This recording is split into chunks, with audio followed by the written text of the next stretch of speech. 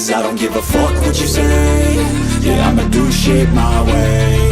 So you can go kick rocks, I'ma stack bricks up, build what I want to make. Yo, I got a lot of shit to say, so I'ma do this every day. I'll be writing things until I'm fucking buried in my grave.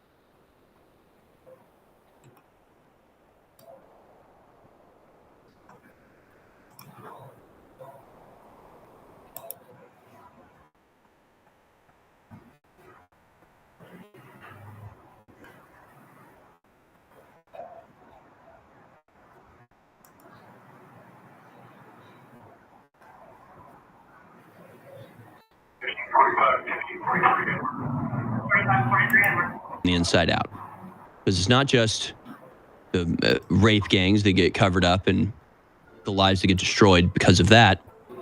It's the economic destruction that's wrought. It's the educational destruction that's being wrought. It is the massive amounts of money spent on the public services for these people who have never contributed anything to the UK, showed up a week ago under false pretenses, and then raped your daughter. They're the ones getting all the services and benefits.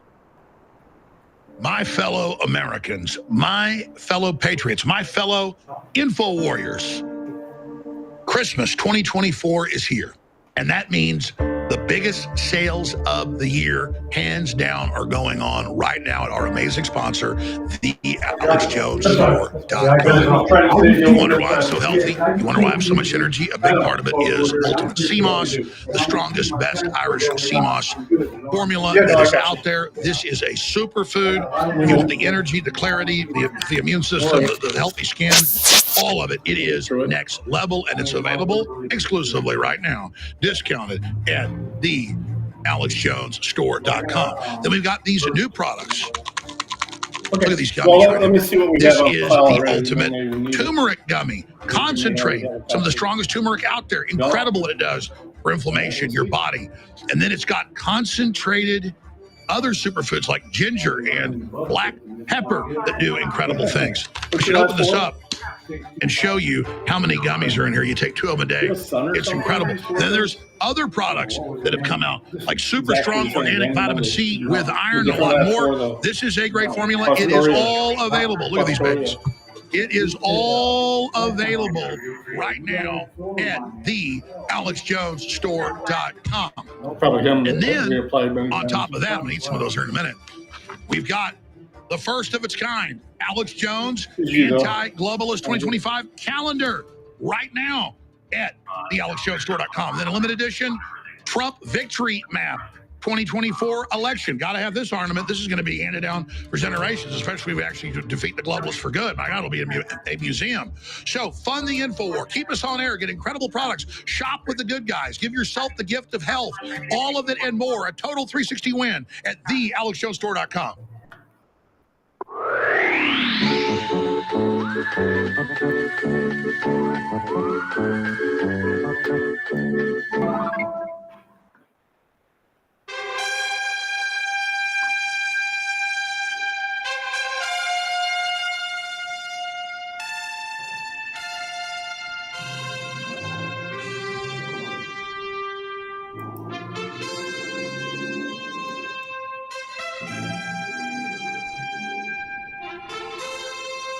Welcome back, ladies and gentlemen. Third hour of American Journal is on.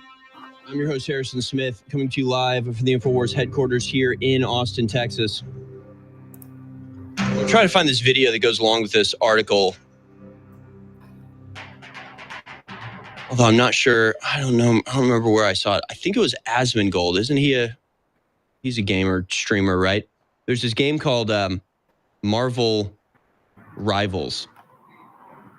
And the story's at Infowars.com. Marvel Rivals criticized for censoring Winnie the Pooh and other topics to please China's government, players encountered restrictions as Marvel Rivals censors everyday phrases in its chat system. A newly released superhero PvP game, player versus player game, Media Rivals, developed by Chinese studio NetEase Games, has ignited controversy with its heavy-handed censorship policies. While the game offers an engaging multiplayer experience, ongoing issues like play-to-win model and peculiar censorship choices have attracted significant criticism. As reported by Asmongold, in line with many Chinese-developed games, Media Rivals censors phrases like Winnie the Pooh, Free Taiwan, and Tiananmen Square Massacre in its in-game chat. Players have reported that typing Winnie the Pooh triggers a flag for inappropriate content, a decision rooted in political sensitivities. That, of course, stems from the fact that people were saying President Xi Jinping looked like Winnie the Pooh. So now if you type Winnie the Pooh in the Marvel Rival game chat, it censors you. And we got to find the video because it's this gamer streamer, Asmongold, sitting there trying to type out things that, would be censored by China. And it goes so far as to prevent him from typing the year 1989, since that was the year that the Tiananmen Massacre took place in China. You're not allowed to mention that the year exists, 1989. So someone asked me, what year were you born? I couldn't respond. I'd say it'd have to be it's the year between 1988 and 1990. I can't say the year, though, because of censorship.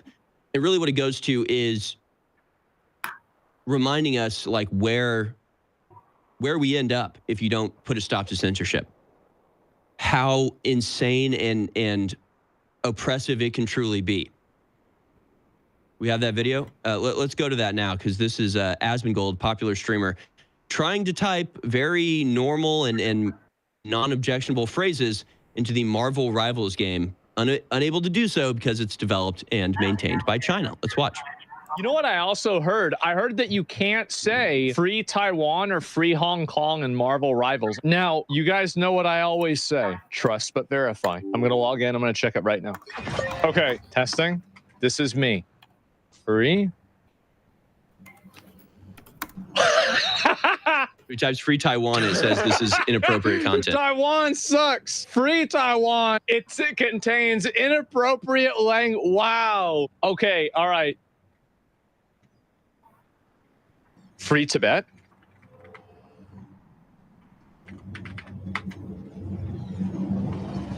Taiwan, number 1.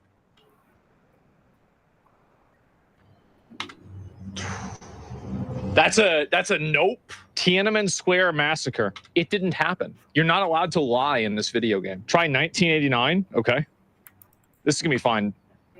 You cannot even type it. You cannot say Dalai Lama. How about 9/11 was an inside job? Well, of course you can say that. Try Winnie the Pooh. Okay, Wuhan virus.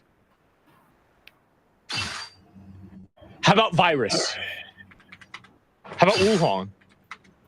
So you can say Wuhan and you can say virus, but you sure as hell can't say Wuhan virus. Kim Jong-un? Jr. and my reps landing in Greenland. The reception has been great. They and the free world need safe peace. This is a deal that must happen. MAGA, make Greenland great again. And we know the president-elect is going to meet tomorrow night with Senate Republicans so they can put their heads together and figure out how to deliver on these ambitious day one promises, especially on the economy and immigration. People want to start with, they want to do the border, rightfully so. But the president could do a lot of administrative there. And I believe the border is a disaster. And they could take disaster money and use that for the border. But don't expect Democratic lawmakers to let Republicans just start moving money from one bucket to another without a big fight. And I think the parliamentarian in the Senate should take a hard look at whether or not they're trying to camouflage program stuff under budget reconciliation. That, to me, is what the danger here is. And that process will play out over the next several months. Before that, the number one job for Republicans in the Senate, according to Dr. John Barrasso, is going to be confirming Trump's cabinet. Those confirmation hearings start next week with Pete Hegseth and Pam Bondi. Thank you, Ducey. On Tuesday, January 14th. Peter, thank you. Okay, perfect. I was just asking for that, and Ducey delivers. Thank you, guys, for delivering that. So January 14th on Tuesday, we're going to have some confirmation hearings that are starting, and that's going to be a lot of fun. Now, talking about the border, as Ducey said, they're going to get very active on this from the beginning. Had this clip here from Tom Homan, who is explaining they're going to do weekly press briefings to be transparent with the American people. Maybe we'll have a scoreboard like they had during COVID. Remember when Trump was in office, they had the death counter scoreboard. Every time somebody died, they just ratchet that thing up. Oh, another death, another death, another death. This is incredible, incredible. Then as soon as Trump lost the election and the jabs came out the next week, type your email, or I will. Then they said live I know you save, have the cap on here, but it doesn't matter. That green one. Remember that? Anyways, my question is, are we going to have a scoreboard like Monday. Total deportations? Daniel.Monday. Maybe. Here's what this looks like. What will you be doing in the briefings? List of deportees? Yeah. We'll be doing what the current administration isn't doing, Byron. We're going to be transparent with the American people. You know, we've said, President Trump has said, we're going to concentrate out of the gate on public safety threats and national security threats. So we want to tell the American people exactly what we're doing, who we're arresting, and how we're going about this. You know, a lot of people are claiming, you know, this mass deportation is going to be inhumane and it's racist. We're going to show the American people we know how to do this, and we're going to do it the right way. So we're going to be very transparent, letting the American people know exactly what we're doing every week. No, it doesn't matter. Race doesn't matter. It doesn't matter what race. You can be a white person who's coming in from wherever. You can be, I don't know, a Chinese person coming in from China. We have people coming in from like 100 countries around the world. So it doesn't matter what ethnicity, what background, what race, what color. If you're here illegally, you're here illegally. It's about the law. That's all. Pretty simple stuff. So Tom Homan had that to say, and we'll be looking forward to those press briefings. We'd like transparency in our government, so that would be nice to see. But other questions about what Congress is going to do. Here's Mike Johnson coming out after a victorious certification hearing with 0 objections. And as we talked about, right, yesterday we were saying, hey, are they going to object or not? I think the smarter political play for them was to not object. And of course they did not, because if they would have objected, everybody would have been like, navigating these different forms. It's going to pop up interference. See? So they didn't do it. And the rules changed. So it actually made it harder for them to do. It went from 1 rep, 1 senator in order to cause an objection now to 20% of both chambers. So a lot different. Remove that. You'd have to get Raskin and all the rest of them to bundle up and then form an objection and get the same portion of that over in the Senate. So a lot harder this time around.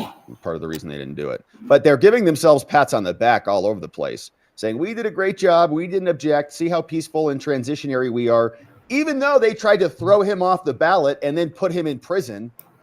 No, we love the free exercise of American democracy. Give me a break. All right, here's Mike Johnson in the aftermath of the certification, the anniversary of J6. This was a landslide for President Trump, and we're so excited about that. And we got to certify that today and make history. We made history in a number of ways, Greta. This is the first time since 1988 that no Democrat in the House objected to the certification of a Republican victory for president. I think that's because we did exactly what President Trump said that we should do, and that is make it too big to rig. And we did. And this is a mandate for the American people, and we are very much ready to get to work on this agenda. Well, we sure hope so there, Mike. You click on the left button. Speaker of the House for a second time. Where your index finger. All right. Well, here is what Trump posted over about Greenland. We're waiting for the president to emerge. Cables are still covering the Jimmy Carter funeral, the procession. And so here, as we can see, Trump, meanwhile, is talking about taking over Greenland. All right, real important stuff. Says, look, all right, my reps, including Don Jr., have now landed in Greenland. The reception has been great. They and the free world need safety, security, strength, and peace. This is a deal that must happen. MAGA, make Greenland great again. Here's what the president posted.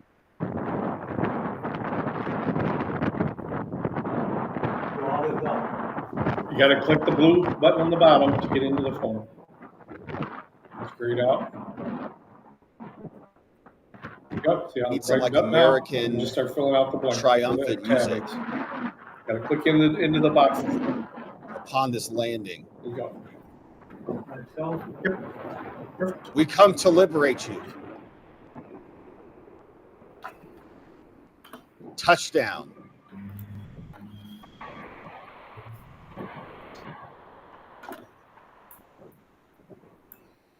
Dun, dun, dun, dun.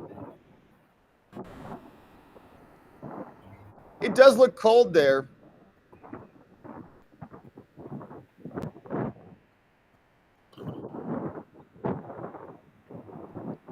Not very green, but it is beautiful.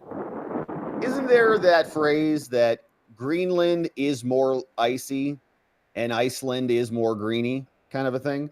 Anyway, so the Trump entourage landing there in an opening salvo to a very fruitful relationship that is going to be blossoming and beautiful over this next few years as we integrate our two great lands. So we're looking forward to that. Trump and the crew in Trump Force One landing. Trump doesn't really need that plane so much anymore. He's not going to need it so much anymore here soon enough because he's going to be on Air Force One again. So everyone else can use that plane for the time being, and he'll come back and we'll take a look at how those conversations and negotiations in Greenland are unfolding. Now, meanwhile, Democrats are so unhappy with the election that they're now saying they should get rid of the Electoral College so that they can just default to the popular vote, which they normally win, except this time they did not win. They lost to President Trump, even the popular vote. And it's time for a refresh. And I think this is a good opportunity to do it. I mean, Donald Trump, he's very proud of the fact that he won the popular vote by 3 million votes, the way that Joe Biden was proud of the fact that he won by 7 million votes 4 years ago. Okay, why don't we all agree just to have a popular vote for election? And no. And it's time for a refresh. No. Let's just have a popular vote? No. So that you guys can pad your numbers in New York and California with your mail-in ballots and your overseas voters and just ramp up the numbers and forego all of the other states in favor of the population super centers. In other words, you can abandon flyover country and all of the midland countries in favor of California and New York. No, he wants a supermajority for the Democrats indefinitely. And they'll do what they can to get that. Now, I think that would require a lot of work. I don't think it's a prospective thing, like amending the Constitution and so on. But there's also other areas where they're trying to make this happen. Remember that some states were signing on to that interstate compact, saying that if a number of states sign on to this compact, the states can voluntarily agree outside of the Constitution, outside of a constitutional amendment, to just assign their state's voters in alignment with the national popular vote, which is state suicide, because now you're just defaulting. Your state's interests are no longer representative. You guys might want something different, but now you're pledging your votes to the popular vote. It's lunacy. It's not democratic. It's tyrannical, but that's who the Democrats are. All right, so that's Raskin. And here was the one from Ducey I wanted to share. Looks like we're not going to have a final press briefing from Joe Biden. They're just going to let this smoldering wreckage piddle and fizzle out right on the lawn of the White House. This afternoon, White House officials declined to confirm an NBC report that in the next 2 weeks, we will get 2 Biden speeches, one about foreign policy and one about his 50 years in Washington, D.C. There's no about key decision points. You probably have to wait until the next Biden autobiography. Oh, gosh. So we're going to have a foreign policy speech? He's wrecked it. There is no good foreign policy to talk about. What, Afghanistan? Actually, you just have to sign it. Ukraine, Gaza, Israel. Scroll down. There's a little wheel on the China, mouse. Taiwan, balloons flying over our head, unknown drones. What is he talking about? His signature, and then click in that box. So that's going to be interesting. And then he'll do another speech. Which will be his giant hagiography, where he just enjoys himself in front of all of America. About his 50 years. Gross. You just did all right, so we're waiting for the president. There you go. Now type your name. Everyone else is covering Jimmy Carter. Fox News is waiting for the president, as you can see. And he's now, 16 minutes past the start time, but it's okay. He's the president-elect. Very serious business, as they say. Leaders hold a conference, and so let's listen and see what they had to say, because this is fresh out of the oven from this morning. Republicans were there.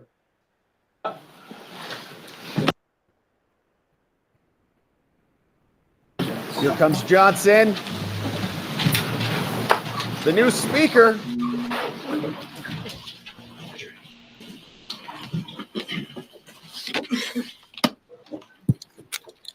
Well, Happy New Year, everyone. Oh, Happy New Year. On behalf of the House Republican Conference, it is my honor to kick off the first leadership stakeout of this year, and we're excited as Republicans. Democrats have made the bed that they lie in, and they need to own their decisions every single day. Just recently, President Biden has been pardoning sex offenders, decreasing domestic energy, and forgiving even more student loan debt as he leaves his post. We need, as Republicans, to fight against this record of corruption and bad policies.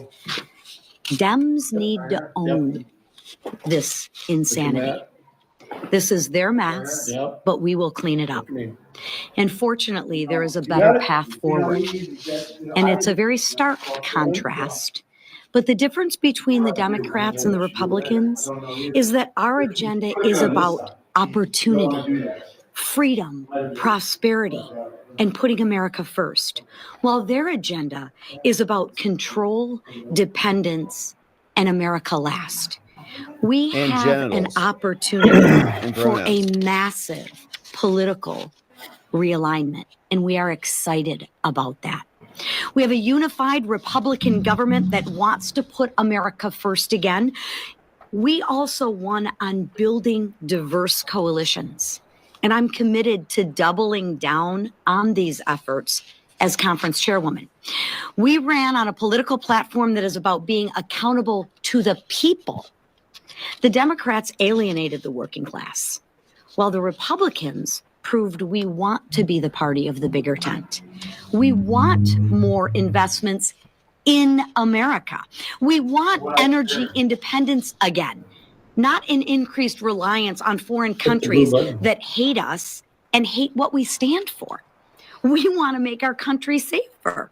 Today, the House is expected to vote on the Laken-Riley Act for people like Congressman Addison McDowell.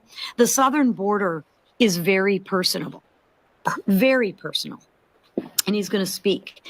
Unfortunately, he is perfectly equipped to talk about illegal immigration and why this matters in every community, not just the border states. And I'll turn it now over to Congressman Addison McDowell for some remarks. Thank you. Good morning. Last week, when we were sworn in and I took my oath and became a member of the 119th Congress, my entire family was here with me. Everyone except for my little brother, Luke. Luke wasn't here because he was killed by fentanyl that was almost certainly manufactured in China and smuggled across our southern border. When I decided to run for Congress, I went and met with President Trump, and I told him, sir, I'm ready to get off the sidelines, and I'm ready to fight with your agenda to secure our border and protect our country. I'm ready to fight for families like mine who have had my mom and dad had to look a police officer in the eyes when he told them that their son was dead. Every day that Kamala Harris and Joe Biden and the Democrats in Congress refuse to act, more people will die. That is why that was the #1 issue for Americans across the country when we went to the ballot box. They looked at the president and the vice president, and they said, y'all are fired. I'm looking forward to voting for the Laken Riley Act today because for families like hers and like mine, this is a needed step. To those of you who are watching, there, and then there's different blanks for the city and I state. lost my little brother, and I'm in Congress so that you don't have to lose yours. I'm excited to get to work. President Trump, we need you here. January 20th cannot come fast enough. Thank you. Tough. Thanks, Addison. Yesterday, President Donald J. Trump's historic victory was solidified, marking the dawn of a new golden age for America. That's right, baby. The time is now to restore our strength, rebuild our prosperity, and reassert true leadership in our nation. With just 13 days until President Trump returns to the White House, our House majority is acting swiftly to advance important legislation that Joe Biden and the Democrats blatantly ignored, the Laken Riley Act. With Joe Biden, Chuck Schumer, and the party of lawlessness out of the way, the radical left's mission to enable criminal illegal aliens,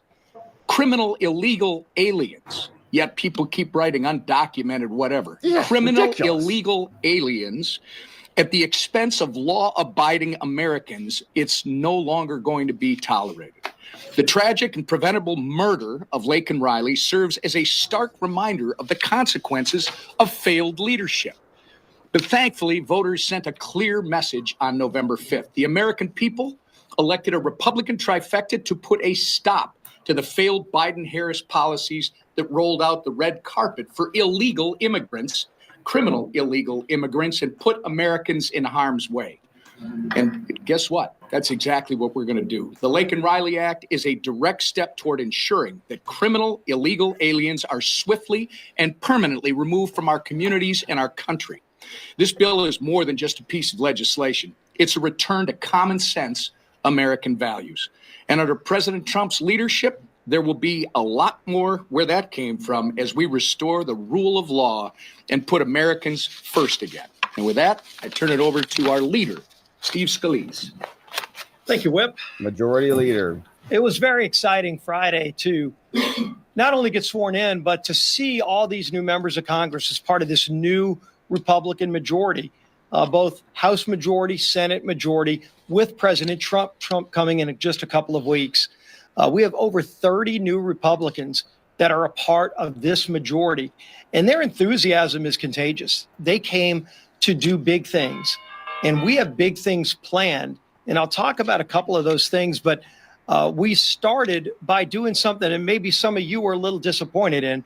We actually only took one ballot to elect Mike Johnson as our speaker, and I think that showed you just how focused this new majority is on doing our work. It was fun. We have a lot to do. We did not have time last week to go multiple rounds and try to have a lot of internal fights.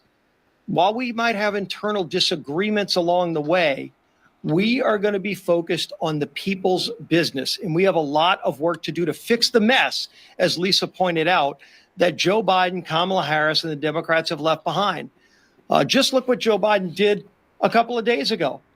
Puts out another executive order to make it harder to produce American energy. Ridiculous. Another kick to the gut of hardworking families. In the nads. Those people in the middle class. He talks about the middle class. He talks about hardworking people. And yet he passes policy after policy to kick them in the gut and raise costs on them. Those actions on energy, anti-American energy policies, will raise costs even higher on those families who can't afford it. The good news for those families is help is on the way. We are starting the budget reconciliation process. We are already working with committee chairs. We've been doing this for months, but now we're doing it in a very direct way. We've worked with President Trump to make it clear that in February, we're going to get our budget on the floor. The committees will be working by March to actually get the policies in place to not only secure the border, to get good energy policy in place, to reverse a lot of these radical regulations that are crushing families across America, but to just get Washington to have some common sense again, as President Trump has talked about, and then to move that through the House by April. by Easter. It's an ambitious agenda, but it's an agenda that all of us signed up for. We're starting today with the Lake and Riley Act, a bill we passed last Congress, but Chuck Schumer made it clear he was not going to allow through his far-left radical Senate. Well, now we have a new Senate, and John Thune wants to move that bill as early as this week. So that is good news to people like Addison, real people like Addison who have real stories, where Washington had left them behind and didn't care about their problems. The good news for them is there's a new light in Washington. There's a new sign of hope in Washington where we're going to be addressing the problems that families are facing. And we're going to do it quickly. This is going to move at rapid speed because the problems America faces cannot wait. You probably can see it from the monitor. This is President-elect Donald Trump. Let's watch. To welcome one of the most respected business leaders in the Middle East, indeed the world. He's a founder and chairman of Damac Properties, Hussein Sajwani, very respected gentleman. And I'm thrilled to announce today that Damac will be investing at least $20 billion over a very short period of time into the United States, and they may go double or even somewhat more than double that amount of money. Nice. It's a great thing, and I believe he will say that he's doing it because of the fact that he was very inspired by the election. They wouldn't do it without that election. I can tell you a lot of people wouldn't. You saw last week where we have somebody who's going to go from $100 to $200 billion. And we have many other people, and we'll be bringing some of them out. Some of them like to do it somewhat more quietly, and some don't. And they feel so strongly about the country that they want to let people know about it. But it's an honor to have such a great investor investing in our country. The investment will support massive new data centers across the Midwest, the Sunbelt area, and also to keep America on the cutting edge of technology and artificial intelligence. He's very big into the data centers, and that's going to be a very hot item in the coming years, as you know, with AI.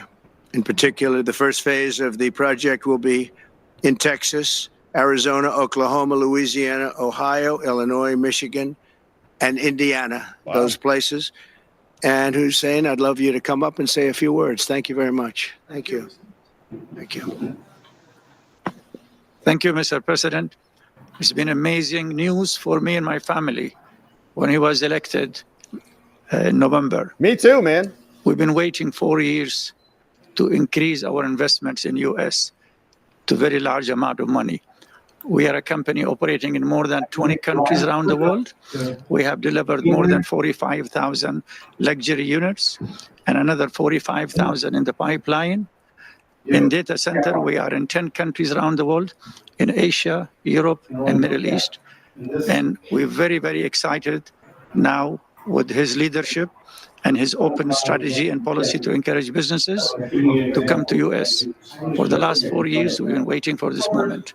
And we're planning to invest $20 billion and even more than that if the opportunity in the market allow us. But at the moment, we're planning $20 billion in data center, catering for the AI and cloud business. Trump, ask him to double it, like the last guy. I told you with email, the password is the only time it matters. Remember last time? Make And it that man 200. knows what he's doing. He knows. So, Hussein, we're going to work with you and make sure everything goes smoothly. We have powers that haven't really been used in terms of environmental. If you invest over $1 billion in the United States, we're going to give expedited reviews to everybody because everyone's afraid they're going to come in and get caught in the quagmire, which is very prevalent in the United States, unfortunately, the quagmire of environmental and various other regulations and rules. And I made it a point of telling people if you invest $1 billion or more, and we'll do this for people with far less too, but we guarantee it, we're going to move them quickly through the environmental process. Sometimes people held up 12, 13, 14, 15 years. I saw it with plants in Louisiana where I got it approved in literally a week. They were through the review, and 1 week after spending 14 and a half years trying to get it, and they were going nowhere. It was a terrible thing. So I've been a victim of that myself over the years. And I think I know all the games and all the tricks that are played. And much of it is just done to stop progress. So we're going to be helping you and everybody else that comes to the United States and wants to invest their money, that you don't get tied up for the rest of your life and you can't do anything. This commitment further underscores that many of the greatest business leaders on earth are seeing a very bright economic future for America since the election. As you know, a lot of positive things have happened. That's true. We are inheriting in a office. difficult situation from the outgoing administration, and they're trying everything they can to make it more difficult. Inflation is continuing to rage, and interest rates are far too high.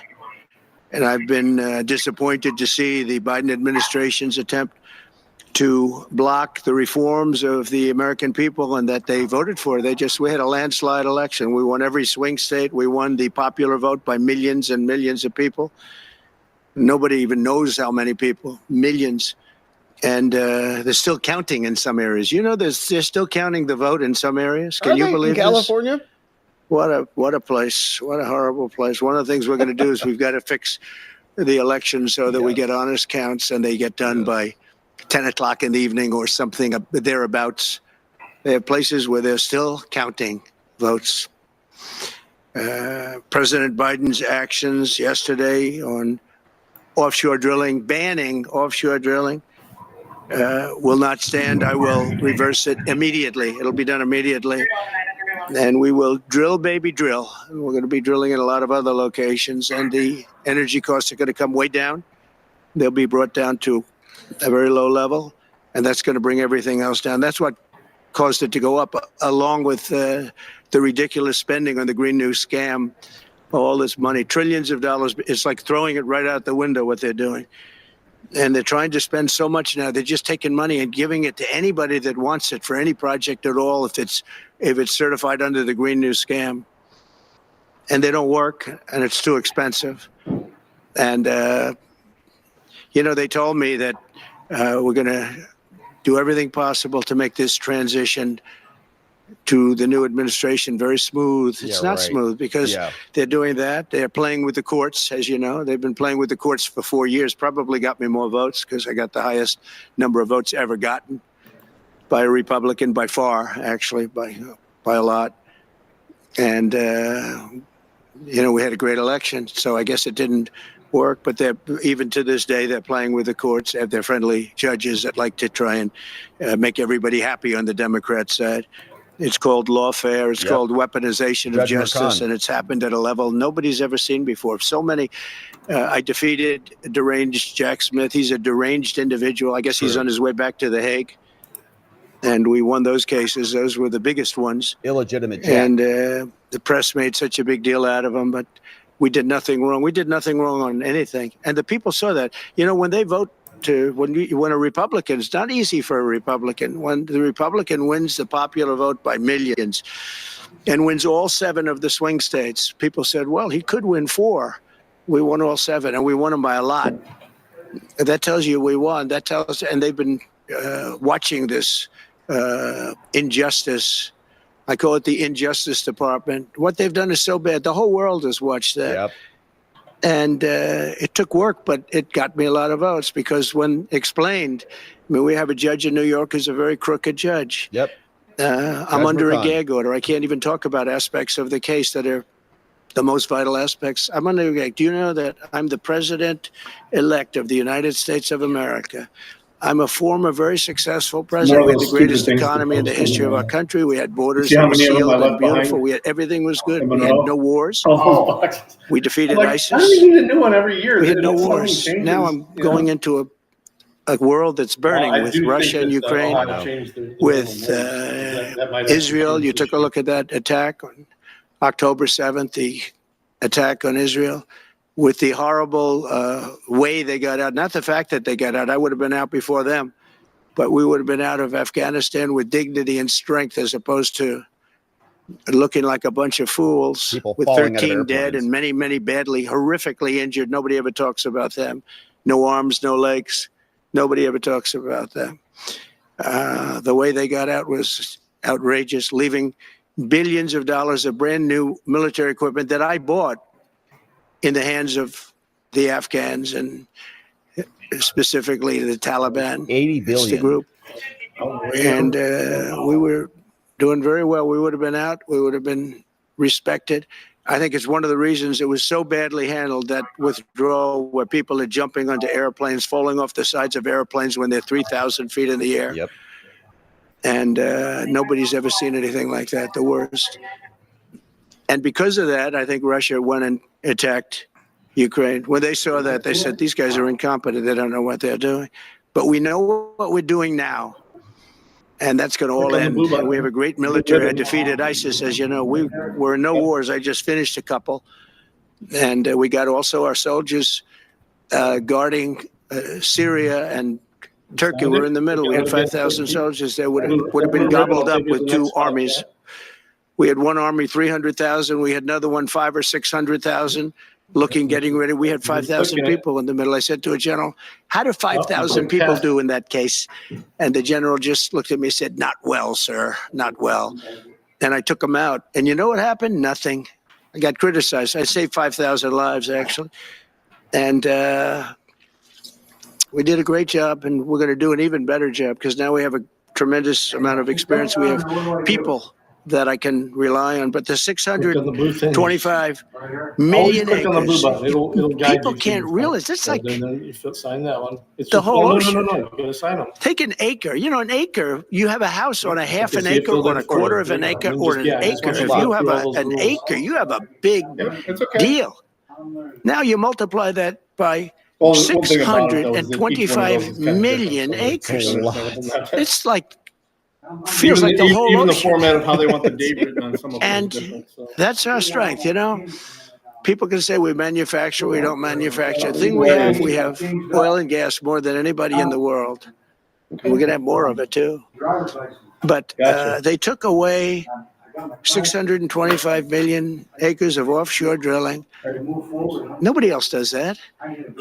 And they think they have it, but we'll put it back. I'm going to put it back on day one. I'm going to have it revoked on day one. We'll go immediately if we need to. I don't think we should have to go to the courts, but if we do have to go to the courts, you know, they try to be sneaky. They go in and they sign. Remember, this is a man that said he wants the transition to be smooth. Well, you don't do the kind of things. You don't have a judge working real hard to try and embarrass you. Because I did nothing wrong. By the way, I did nothing, absolutely nothing wrong. If I did something wrong, I wouldn't be standing here right now because I've won all these cases. Nobody's ever won so many cases as I have against the Justice Department. Nobody's been prosecuted. Jack like Smith you, had sir. cases all over the place. People were being subpoenaed. Lives were being ruined. They were spending everything they had, money. We were helping them out. We had to. They were subpoenaing people that had no idea what they were even talking about. That's a sick group of people. And it was all to influence the election. It was all a fight against a political opponent. We've never had that in this country. We have had that in certain countries. We've had that in third-tier countries. We've had that in banana republics, but we've never had that in a place like the United States. I don't even know if it's been on a small level. I'm sure it has been on a small level, but this was the largest level ever. They brought this moron out of The Hague. He's a mean guy. He's a mean, nasty guy. His picture was perfect because you look at his picture, you say, that's a bad guy. Yeah. With his robe, his purple robe. Thank you. And he executes people. He shouldn't be allowed to execute people because he'll execute everybody. He's a nut job. Yeah. But we won all of those cases with him. And I mean, Jack lost. I don't know the judge in Florida, but we had a brilliant judge in Florida that saw right through it. Judge Cannon. And we won the case. She was a brilliant judge with great courage. You know, the left, as we call them, the radical left, they have a way, they play the ref, and they play it very hard. They play the ref. They go and say horrible things about judges and prosecutors. And some judges and prosecutors say, look, the only way I'm going to get these people off my back is to give victory to them. Yes. They're playing the ref. I think it's illegal what they do. It's almost like talking. It's worse than talking to a judge. But the judge in Florida, Judge Cannon was brilliant and tough, and she didn't stand for it. And I don't know her, and never met her until the case, and I don't believe I said even one word to her. But she was very, very strong and very, very brilliant, and her opinion was so brilliant that they dropped their appeal. They couldn't beat the appeal. Yeah. Social. So that's what we're up against. So they say we're going to have a smooth transition. All they do is talk. Right. It's all talk. Garbage out of their mouths. Everything they do is constantly. talk. We're going to have a Ignore it. smooth transition, and then they take 625 million acres, and they essentially landmark it so you can't ever drill there again. Well, we're going to be drilling soon. We're going to be opening up Anwar. We're going to be doing all sorts of things that nobody ever thought was even possible. But remember and just to get off the subject, because I couldn't believe it when I heard it yesterday. I couldn't believe the size of it. I mean, you put down a map and put this up. It's just massive. And remember that that's worth probably, I mean, I've had estimates, $40 to $50 trillion. That's more than our national debt. Essentially, he's thrown it away. He's thrown it away. He's taken $50 trillion. So if we owe $35 trillion, he's taken $50 trillion of value and thrown it right out the window. We can't do that. Nobody can do that. One other thing he did yesterday, which was in many ways worse. It's hard to believe it can be worse. He wants all gas heaters out of your homes and apartments. He wants them to be replaced by essentially electric heaters. I don't know what it is with electric. This guy loves electric. We're going to be ending the electric car mandate quickly, by the way. This guy loves electric. And we don't have enough electricity. And then we have AI where we need more. And he wants everybody to have an electric heater instead of a gas heater. Gas heater is much less expensive. The heat is much better. It's a much better heat. As the expression goes, you don't itch. Does anybody have a heater where you go and you're scratching? And that's what they want you to have. They don't want you to have gas where you don't have the problems of the electric. And the source is plentiful. They're much cheaper to operate. They're much better. They work much better. They look much better. 60% of homes and apartments have gas heaters. He wants them all removed quickly. These people are crazy. There's something wrong with them. They're crazy. There's something wrong with them. They also want to go back, and they have already started that, to when you buy a faucet, no water comes out because they want to preserve. Even in areas that have so much water, you don't know what to do. It's called rain. Comes down from heaven. And they want to do no water comes out of the shower. It goes drip, drip, drip. So what happens? You're in the shower 10 times as long. You know. Yeah. No Can't water get comes clean. out of the faucet. You want to wash your hands. They want to go back to even stronger than what they have right now. As you know, I ended that policy. You can have all the water you want. Makes no difference. It comes weird, especially in certain areas. We have so much water, we don't know what to do with it. Like a pressure washer. But these are all things. They want very, very little water to go into your dishwasher, almost none. And you know what people do? They just keep pressing, keep it going. They end up using more water. Yeah. Likewise, washing machines. They want in your washing machine to have very little water coming out of the washing machine. So when you wash your clothing, you have to wash it 4 times instead of once. Yeah, they want you to end up stink. using more water. We're a party of common sense, and things that I'm telling you now is really all about common sense. On January 20th, we'll turn the economy around very quickly. Heck yeah. Because right now when I think of our economy, I think about inflation. That's what we have. We have inflation, I believe, at a level that we never had before. There's never been anything like it. And over the next 4 years, the United States is going to take off like a rocket ship. But really, it's already doing it. If you take a look, just last month, SoftBank announced the $200 billion. I think it'll be 200. He said between 100, and I said, how about making it 200? Yeah, we remember. And he sort of said yes, but let's say it's 100, but it might be 200, right, Brian? Dollars, United States, creating more than 100,000 jobs. Hussein just announced a tremendous investment that he's going to make, and that's money that's in the bank. He's going to come and do it, and he'll do a great job, and he'll build the best centers in the country, I guarantee, because I know the way he builds. Since my election, the stock market has set records. The S&P 500 index has broken above 6,000 points for the first time ever, never even close. In a single month, small business optimism soared 41 points. It's not a 41. It went up 41 points. And that's the largest in the 39-year history of the group that does it. According to Gallup, the American people's confidence in the economy has just surged to the highest level in history. Just fill out the top. That's why I have a news conference like that. I take the greatest business leaders in the world. I say, hey, do you want to say you're going to invest the money? They're not looking for news conferences. They're saying, what am I doing here? They go in and they invest money. But it's good to know where the smartest business people in the world are investing, and they're investing in the United States. So we've done this all in 2 months of not being there. You know, we haven't been there. And it's pretty amazing. And we think we're going to do some really great things, really great things. We're being respected again all over the world. The Panama Canal is a disgrace, what took place at the Panama Canal. Jimmy Carter gave it to them for $1, and they were supposed to treat us well. I thought it was a terrible thing to do. You know, it's the most expensive get it back. Structure ever built in the history of our country, relatively. It would be the equivalent of substantially over $1 trillion today. We lost 38,000 people. Think of it, 38,000 people, they died from malaria, mosquitoes. They were unable to stop the mosquitoes. They paid people 5 times more to take the job. Many of those people died. We gave it away for $1. But the deal was that, you know, they have to treat us fairly. They don't treat us fairly. They charge more for our ships than they charge for ships of other countries. They charge more for our Navy than they charge for navies of other countries. They laugh at us because they think we're stupid, but we're not stupid anymore. So the Panama Canal is under discussion with them right now. They violated every aspect of the agreement, and they morally violated it also. And they want our help because it's leaking and not in good repair. And they want us to give $3 billion to help fix it. I said, well, why don't you get the money from China? Because China's basically taken it over. China's at both ends of the Panama Canal. China's running the Panama Canal. And they come to see this Biden, this guy who should never have been allowed even to run for president.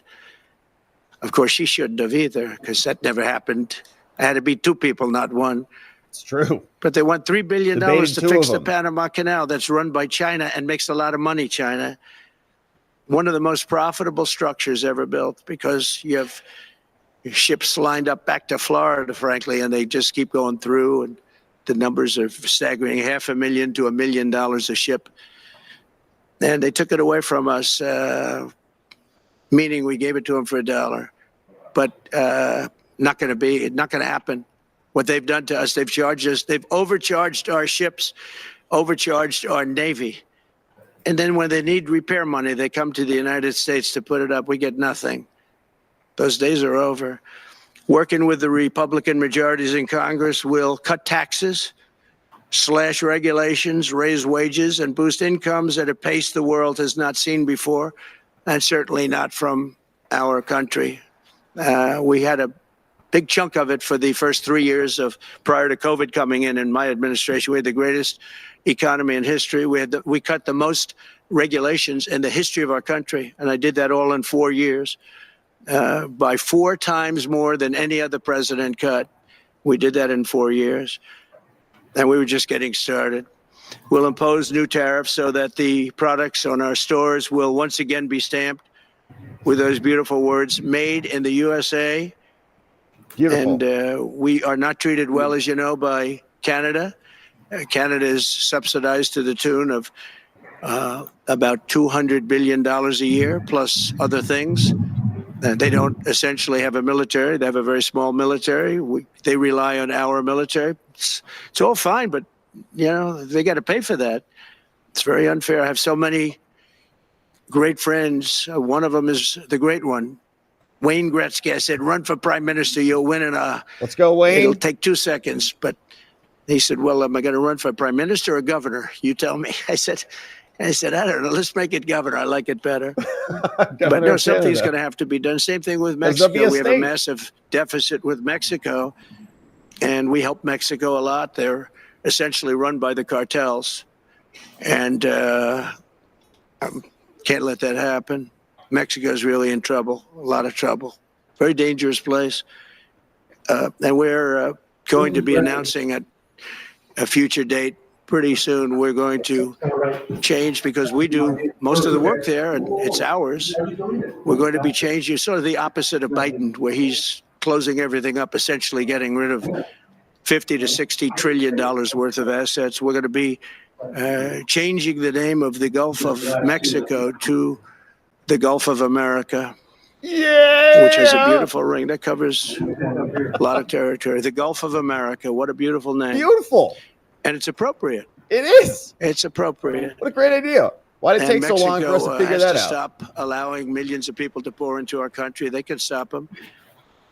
And we're going to got a bunch put of very states serious up there. tariffs on Mexico and It's Canada, ours. because Canada, they come through Canada too, and the drugs that are coming through are at record numbers. Record numbers. So we're going to make up for that by putting tariffs on Mexico and Canada, substantial tariffs. And we want to get along with everybody, but they have to. It takes two to tango. It's true. We're approaching the dawn of America's golden age. It's going to be a golden age for America. We have things that nobody else has. We have more natural resources. We have number one. Nobody knew that until I came along. I made us number one. We're number three. I made us number one in a very short period of time in drilling. And you can talk about windmills. They litter our country. They're littered all over our country, like dropping paper, like dropping garbage in a field. And that's what happens to them, because in a period of time, they turn to garbage. Most expensive energy ever. They only work if you get subsidy. The only people that want them are the people that are getting rich off windmills, getting massive subsidies from the U.S. government. And it's the most expensive energy there is. It's many, many times more expensive than clean natural gas.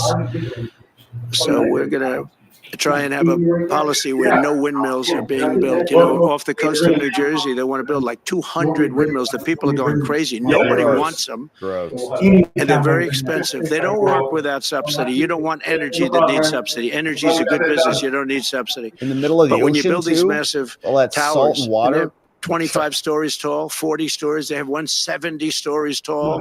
The blades, they take 3 ships to ship them. It's crazy. They're dangerous. You see what's happening up in the Massachusetts area with the whales, where they had 2 whales wash ashore in, I think, a 17-year period. And now they had 14 this season. The windmills are driving the whales crazy. We have to save the whales. Obviously. And they had actually over, I think, 125 or something over a number of years. And we don't want that to happen. It's a disaster. It's amazing the way a true environmentalist would say, oh, we love wind. It sounds good, but that's about where it ends. After 10 years, you have to redo them. And what happens is they don't do that. They let them stand and they rust, and they say, because of the environment, I'm not a believer in this, but they say you can, because it's a certain fiberglass, that the blades cannot be buried in earth, that's an environment. So what do you do with them? What do you do with them? And I don't know if you've ever gone to Palm Springs, California, or any of these places where you have long-term windmills standing. They're a disaster. They're rusting, rotting, closed. They're ugly. Falling down. This is as you enter Palm Springs. Yeah. And they put new ones next to them because nobody wants to take them down, because why should they take them down? It's very expensive to take them down, and you can't do anything with them because the blades, you can't bury them because of the environmental protection. We'll look at that. Doesn't And make half sense, of them but are that's what they working, say. okay? About half of them are just we are at the frozen beginning of solid a out there. great, beautiful golden age of business. And I think we're also at a golden age of common sense, because everything I'm saying to you, from a simple water faucet that doesn't allow water to come out appropriately, to all of the other elements of what we do and what we're going to do, to take 50 to 60 trillion dollars off our country's balance sheet because some man that has no idea what he's doing, has no idea. You know it, I know it, the Democrats know it. What they did is a crime by allowing that to happen. How much acreage did you submit? Essentially, did you destroy? You destroyed the economic viability of drilling in the ocean. And with AI coming along and all, you know, a lot of people don't realize that AI is going to be a big thing, but you'll need double the electricity at least that we have right now. So right Power now up we this produce place, baby. electricity for many, many different things. AI is a very big deal in terms of the future. China is already building electric facilities, big, bold electric facilities. And you know Tons of how they're nukes. being fired up? With coal. They're being fired up with coal. Tons of And nuclear plants too. we're going to build bigger and better ones. People like Hussein that are doing the same thing as he is. I'll bet they don't do it as well because I know how he does it, but they're doing a lot of things. The problem is they can't get their permits because I say build the plant with the building. So with the structure, build the plant because you can go into grid. The grids are old. So they said, that's a great idea. In other words, build your electric facility alongside of your plant. Yep. And you could have extra output if you want, because once you build it, you can make it larger pretty inexpensively. You could have extra output, which you'll sell to the public. Amazing. But build it with the plant, and people are loving that idea. So we're going to have a lot of fun making America great again, and it's going to happen, I think, very, very quickly. It's already happened. So I would say this, and this has been pretty openly reported by the news. There's never been anything like what's happened in the list since we won the election. Couple of months since we won the election, the whole perception of the whole world is different. It's true. People from other countries have called me. They said, thank you. Even Zelensky says it. The perception of the whole world is different. We're going to have to settle some big problems that are going on right now. We're going to have to settle up with Russia, Ukraine. That's a disaster. I look at numbers every week, the number of people being killed in that war. People don't know, mostly soldiers now. But the towns have been obliterated. This was a Biden fiasco that that should have never happened. If we had a real president, if we had a president that knew what he was doing, Russia would have never, ever gone in. But they did go in, and we have a mess. The cities are all blown up. The people have largely left. And the soldiers are killing each other at levels that haven't been seen since the Second World War. So we'll have to get that one straightened out, too. That's a tough one. Much tougher than it would have been before it started, I can tell you that. The deal could have been made just by an average deal maker. Deal could have been made on that. So thank you all for coming. We'll take a couple of questions. All right. Thank you, Mr. President. Please. President, thank you. Wanted to touch on the world on fire that you mentioned, but let's start, if we could, with your references to Greenland and the Panama Canal, so forth. Can you assure the world that as you try to get control of these areas, you are not going to use military or economic coercion? No. And can you tell us a little bit about what your plan is? Are you going to negotiate a new treaty? Are you, what is the strategy? Yeah, I can't assure you, you're talking about Panama and Greenland. No, I can't assure you on either of those two. No. But I can say this, we need them for economic security. The Panama Canal was built for our military. I'm not going to commit to that now. It might be that you'll have to do something. Obviously. Look, the Panama Canal is vital to our country. It's being operated by China. And we gave the Panama Canal to Panama. We didn't give it to China. And they've abused it. They've abused that gift. It should have never been made, by the way. Giving the Panama Canal is why Jimmy Carter lost the election, in my opinion, more so maybe than the hostages. The hostages were a big deal. But if you remember, and nobody wants to talk about the Panama Canal now because, you know, it's inappropriate, I guess, but because it's a bad part of the Carter legacy. But he was a good man. Look, he was a good man. I knew him a little bit, and he was a very fine person. But that was a big mistake. Giving the Panama Canal to Panama was a very big mistake. We lost 38,000 people. It cost us the equivalent of $1 trillion, maybe more than that. Probably the most expensive. They say it was the most expensive structure, if we call it a structure, which I guess you can, ever built. And giving that away was a horrible thing. And I believe that's why Jimmy Carter lost the election, even more so than the hostages. Those two things. Follow up on Ukraine and Iran, the two negotiations you'll be heading into. On Ukraine, you said just before it's a lot more complicated now. Much more complicated. Do you believe? Because it would have never started. Right, but it has started. It's you've well, got, not only started, the cities are largely knocked down. So you've got what you've got. At this point, to hold on to leverage in dealing with President Putin, would you make a commitment to the Ukrainians that you will keep supporting them during the negotiations? Well, I wouldn't tell you if that were the Would you case. make a commitment to provide a security guarantee if they do enter into a armistice or a ceasefire along the lines of the French and the Germans? So, a big part of the problem was Russia for many, many years, long before Putin said you could never have NATO involved with Ukraine. Now, they've said that. That's been like written in stone. And somewhere along the line, Biden said, no, they should be able to join NATO. Well, then Russia has somebody right on their doorstep, and I could understand their feeling about that. But there were a lot of mistakes made in that negotiation. And when I heard the way that Biden was negotiating, I said, you're going to end up in a war.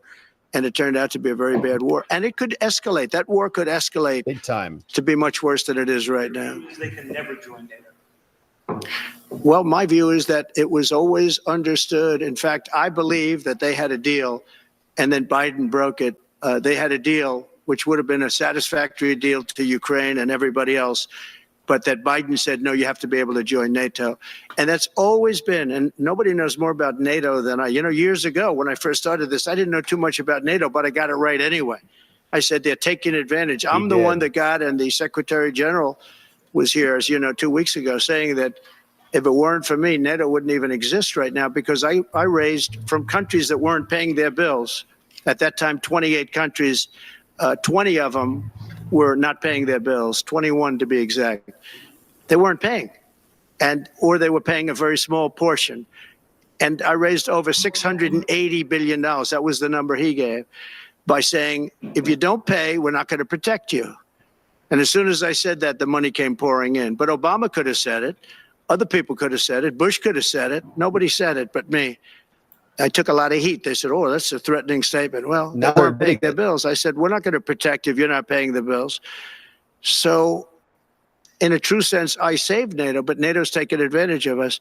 And one of the problems that I have, and I've said it openly, I said it to President Zelensky, Europe is in for a tiny fraction of the money that we're in. Now, whether you like that situation or not, Europe is much more affected than the United States. We have a thing called the ocean in between us, right? Why are we in for billions and billions of dollars more money than Europe? And they're a similar size, a little smaller, but they're a similar size economy as the United States when you add them up. And yet Europe is in for a small fraction of the number the United States is in. Now, Biden could have called them up during the term. That's what I did. I said, you have to pay your bills. And they all, one stood up. I won't say who, you'll probably have it, because the papers, the media hated to report on it. But a prime minister stood up from a country, a famous meeting of 28 nations with no press, no anybody in the room. He stood up, he says, does that mean if we don't pay our bill, and at that point it was 2%, it should be 5%. It should be 5%, not 2%. But at that point it was 2%, but many people didn't pay. Some people didn't pay anything.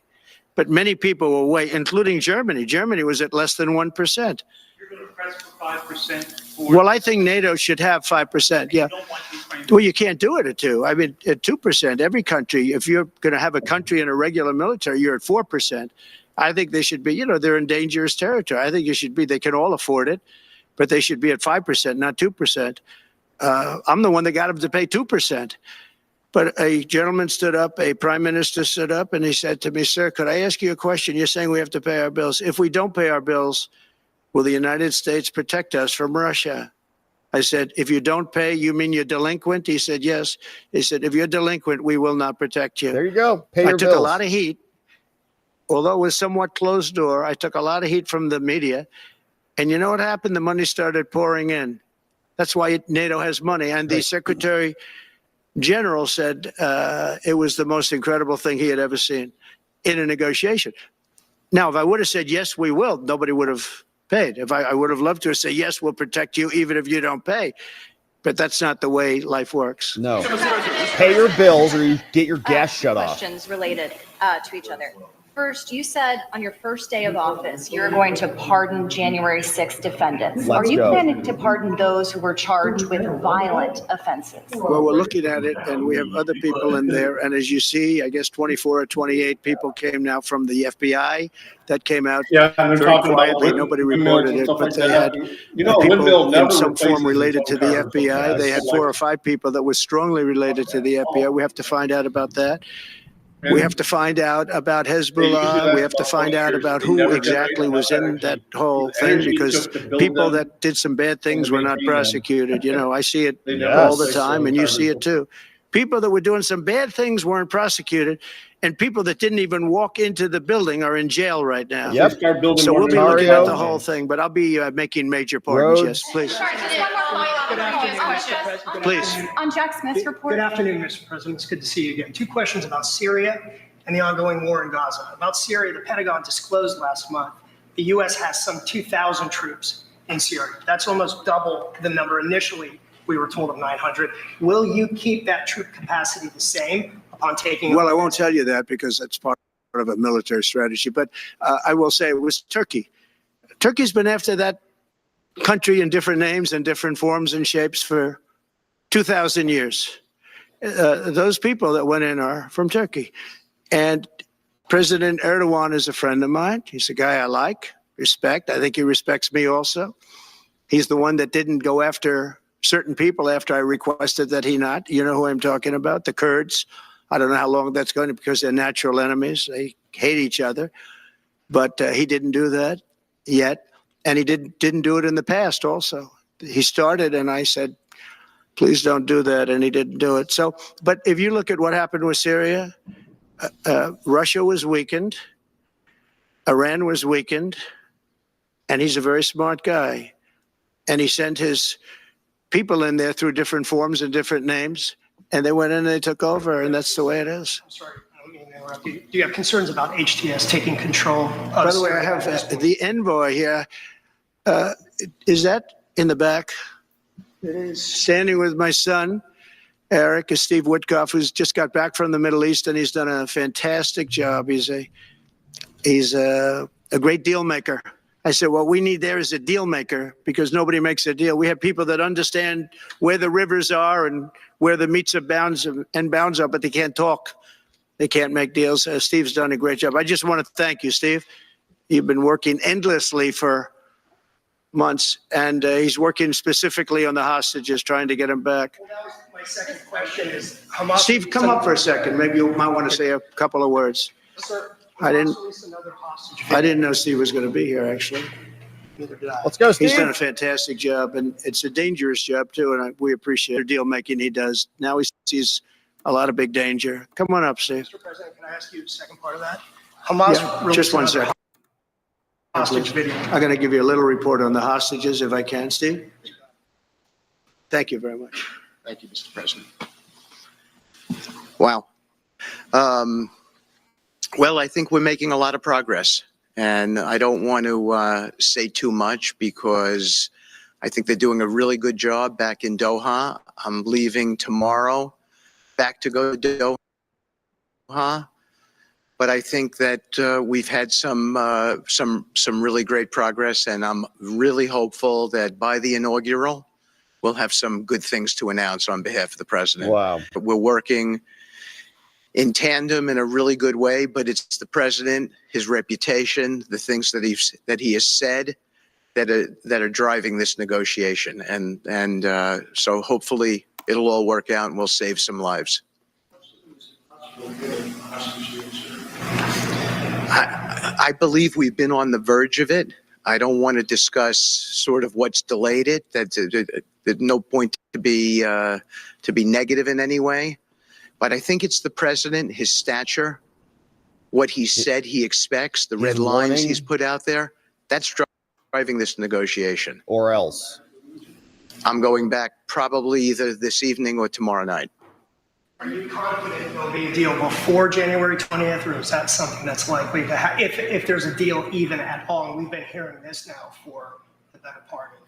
I know. I would say. They better be. Right. There I would say better that be. the Trump. president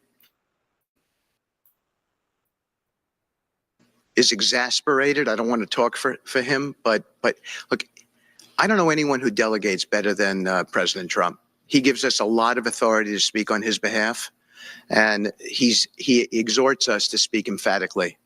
And emphatically means you better get it. You better do this, because the alternative.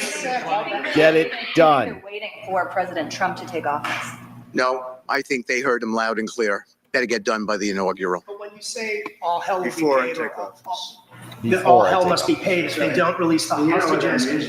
Well, do I have to define it for you? Look, all No, I know hell you're not will gonna break out. telegraph If those hostages aren't back, I don't want to hurt your negotiation. If they're not back by the time I get into office, all hell will break out in the Middle East. And it will not be good for Hamas, and it will not be good, frankly, for anyone. All hell will break out. I don't have to say anymore, but that's what it is. What it is. And they should have given them back a long time. They should have never taken them. There should have never been the attack of October 7th. People forget that. But there was, and many people are killed. They're no longer hostages. I have people from Israel and others calling, begging me to get, we had also people there from the United States, just so you know. They're holding some so-called hostages from the U.S. But I've had mothers come to me and fathers crying, can I get the body of their son back? Can I get the body of their daughter back? That beautiful girl where they threw her in the car, pulled her by her ponytail and threw her in the car like she was a sack of potatoes. I said, what happened to her? Sir, she's dead. Like a 19, 20-year-old beautiful girl. And the way they treated her. And I just say it this very simply.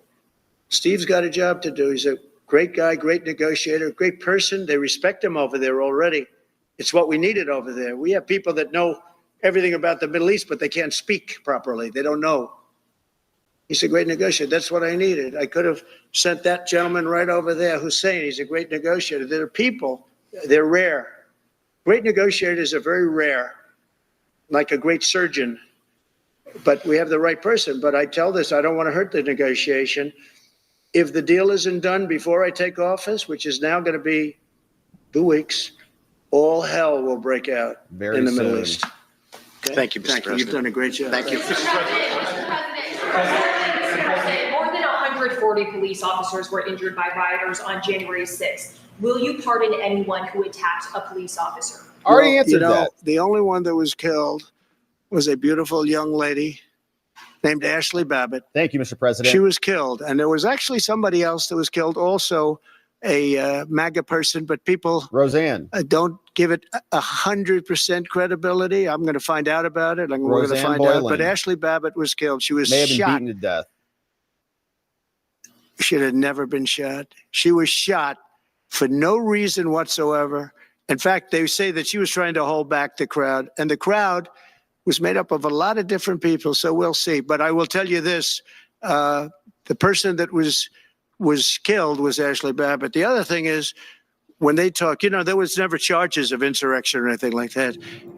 But if there were, this would be the only insurrection in history where people went in as insurrectionists with not one gun. Right. Okay. And let me tell you, the people that you're talking about have a lot of guns in their home for hunting and for shooting and for entertainment, a lot of good reasons. But there wasn't one gun that they found. And why didn't they find the bomber, the pipe bomber? They know who the pipe bomber is. The FBI knows who it is. Yeah. The status of the FBI has gone down so far, and the status of the DOJ, or as I call it, the Department of Justice, it's the Department of Injustice, being laughed at all over the world. Yep. And hopefully with Pam Bondi and with Kash Patel and with other people that we're putting in, that will all come back. If you do a poll in the FBI, I guarantee you I'm at like 90% with the agents of the FBI, but they have hurt that incredible place. Law enforcement, you think of the FBI, they raided this house. By the way, they could have told me, could I see this? I would have given them, I actually told them, you did. Come in anytime you want. Yep. You can see anything. They raided the house and the case was dismissed. Sick. And now I'm in litigation. I'm suing them for doing that. And I feel so badly doing it. I'm the president of the United States and I'm suing the United States, but I'm suing them for other things too. the FBI has gone so, its reputation has been so horribly hurt between Comey, who is the worst, and all of the others.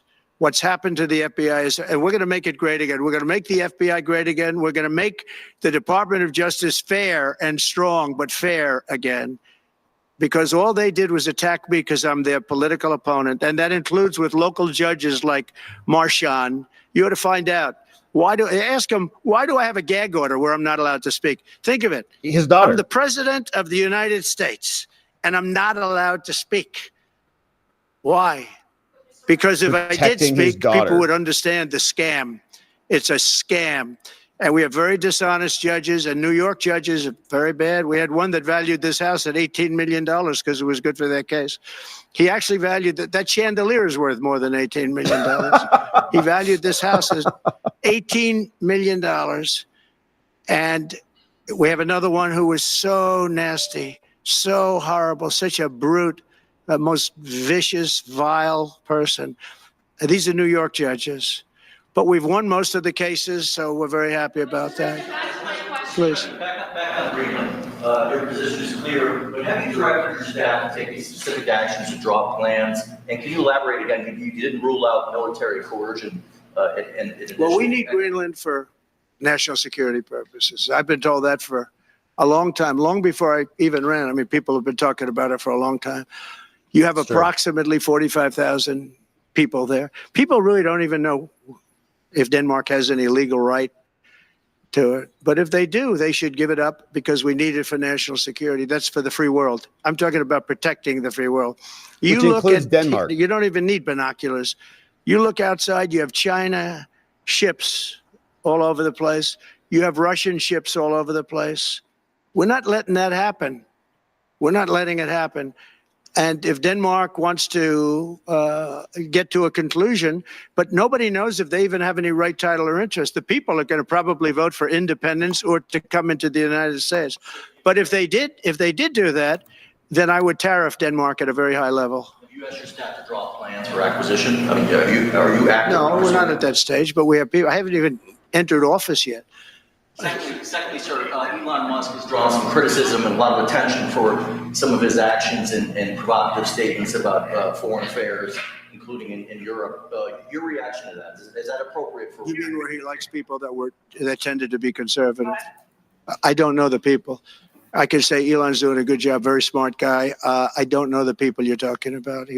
He was, I know he said some negative things about a couple of people that are running for office, but that's not so unusual. Yes, please. I wanted to ask you about Ukraine and Putin. How soon do you anticipate going to meet with Putin to discuss the Ukraine situation? Well, I can't tell you that, but I know that Putin would like to meet. I don't think it's appropriate that I meet until after the 20th, which I hate because, every day people are being, many young people are being Get to work. killed. Let's get this Soldiers. over with. The Let's land end is this. very flat. And hundreds of thousands of soldiers from each, many hundreds of thousands from each side are dead. And they're laying in fields all over the place. Nobody to even collect. There's landmines all over. It's a disaster. But it's very flat. It's great. It's farmland, and it's very, very flat. And the only thing that stops a bullet is the human body. Travis, And the human body is stopping a lot of bullets. Travis is the one that does that, right? Within the I hope so. 3 to 6 I hope to have 6 months. Well, it's 6 No, months. I would think, I hope long before 6 months. Look, Russia's losing a lot of young people, and so is Ukraine. And it should have never been started. That's a war that should have never happened. I guarantee you, if I were president, that war would have never happened. Who would you like to nominate to replace Omar as vice chair for the military? I'll be announcing something. Work under the assumption that you're serious about making Canada the 51st state of the United States. The leader of the Conservative Party in Canada said, under no circumstance will it ever be the 51st state. Maybe he won't win, but maybe he will. I don't care. You had suggested. Listen, I don't care what he says. Mr. Lopez, you said you're considering military force to acquire Panama and Greenland. Are you also considering military force to annex and acquire Canada? No. I don't ever do Economic anything in force. Finland. I don't even know why. Because Canada and the United States, that would really be something. You get rid of that artificially drawn line, and you take a look at what that looks like. And it would also be much better for national security. Don't forget, we basically protect Canada. But here's the problem with Canada. So many friends up there. I love the Canadian people. They're great. But we're spending hundreds of billions a year to protect it. We're spending hundreds of billions a year to take care of Canada. We lose in trade deficits. We're losing massive. We don't need their cars. You know, they make 20% of our cars. We don't need that. I'd rather make them in Detroit. We don't need the cars. We don't need their lumber. We have massive fields of lumber. We don't need their lumber. We have to unrestrict them because stupid people put, restrictions on, but I can do that with an executive order. We don't need anything they have. We don't need their dairy products. We have more than they have. We don't need anything. So why are we losing $200 billion a year and more to protect Canada? And I said that to, as I called him, Governor Trudeau. I said, listen, what would happen if we didn't subsidize you, if we didn't, because we give them a lot of money. We help them. As an example, we're buying icebreakers, and Canada wants to join us in the buying of icebreakers. I said, we don't really want to have a partner in the buying of icebreakers. We don't need a partner. But no right. Nope. No right. Here's what we have. We have a right not to help them with their financial difficulties because we owe $36 trillion too. We're going to start knocking it out pretty fast, but we're going to be able to do it because of energy and other things. But no right. No right. But why are we supporting a country, 200 billion plus a year? Our military is at their disposal. All of these other things, they should be a state. That's why I told Trudeau when he came down, I said, what would happen if we didn't do it? He said Canada would dissolve. Canada wouldn't be able to function if we didn't take their 20% of our car market. They send us hundreds of thousands of cars. They make a lot of money with that. They send us a lot of other things that we don't need. We don't need their cars, and we don't need the other products. We don't need their milk. We got a lot of milk. We got a lot of everything, and we don't need any of it. So I said to him, well, why are we doing it? He said, I don't really know. He was unable to answer the question, but I can answer it. We're doing it because of habit, and we're doing it because we like our neighbors, and we've been good neighbors, but we can't do it forever, and it's a tremendous amount of money. And why should we have a $200 billion deficit and add on to that many, many other things that we give them in terms of subsidy? And I said, that's okay to have if you're a state. But if you're another country, we don't want to have it. We're not going to have it with European Union either. European Union, we have a trade deficit of $350 billion. They don't take our cars. They don't take our farm product. They don't take anything. And so we're not going to have it with them either. Yep. Brian, go ahead. Yes. Happy New Year, by the way. Thank you. We have some breaking news. You may not be aware of this, but it looks like Canon has blocked the DOJ from releasing the Smiths report until further court proceedings. Get your thoughts on that. That's a big story. Yeah. So if I get it right, the fake witch hunt started by the DOJ having to do with books and records, and Biden had many more, and he wasn't protected by the Presidential Records Act. I was. But all of that fake stuff that took the lives of people, I mean, literally destroyed people. People are destroyed because of what they did. Destroyed. But we got to be president. But Biden did it for 40 years. He did it when he was a senator. That was illegal. And they ruled it was illegal. How about that? They said, it's illegal, but he's unfit to stand trial. So he can stand and be president of the United States, but the prosecutor found that he's unfit for trial. I was going to use that as a major talking point, but I never got to use it because all of a sudden I had a new candidate who was also sort of unfit to stand trial, right? True. But so what you're saying is that the judge just blocked the release. So Cannon was thrown off the case. They dropped their appeal because he had no case. They dropped all of that, the lawsuits against us. They lost the lawsuit. So this is deranged Jack Smith. So he dropped the lawsuits. He was told to by the DOJ because they had no lawsuit. They lost in court in front of a very strong and a very brilliant judge. They lost in court. court, and that pertained to other cases in other courts. So he wanted to do a report just before I take office, probably. So he'll do like a 500-page report. Yep. And it'll It's be a blocked fake now. report, just like the investigation was a fake investigation. Looking at the order right And now. I said, well, wait a minute. This guy was thrown off in disgrace. In disgrace. He's going back to The Hague or wherever they're going to send him. In disgrace. Because he failed The so Jack badly. Smith report was Because just it was a blocked by fake Cannon. case against a political opponent. They thought they were going to use this to beat me. So what you're saying is I'm just hearing that they're not allowed to issue the report. So if they're not allowed to issue the report, that's the way it should be. Because he was thrown off the case in disgrace. Yep. Why should he be allowed to write a fake report? It'll only He be shouldn't. a fake report.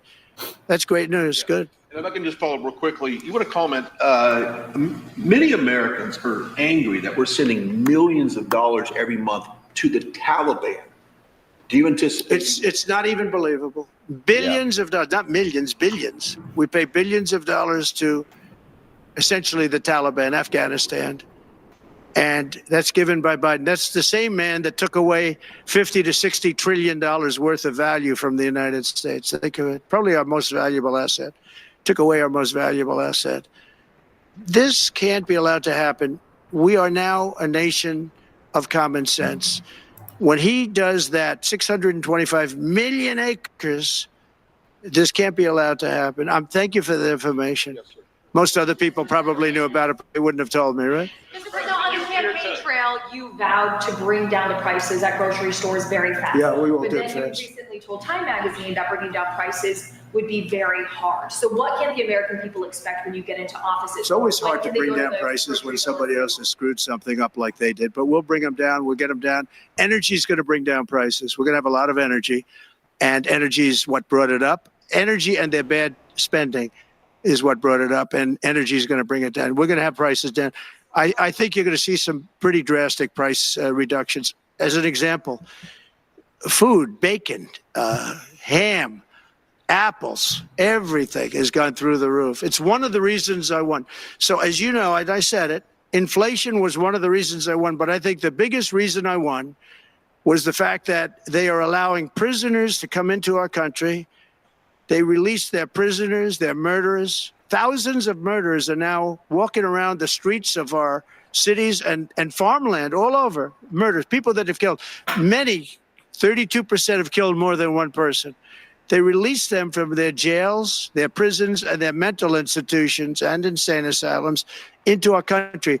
I believe that's the reason we got such a large vote. All right, maybe one or two more questions.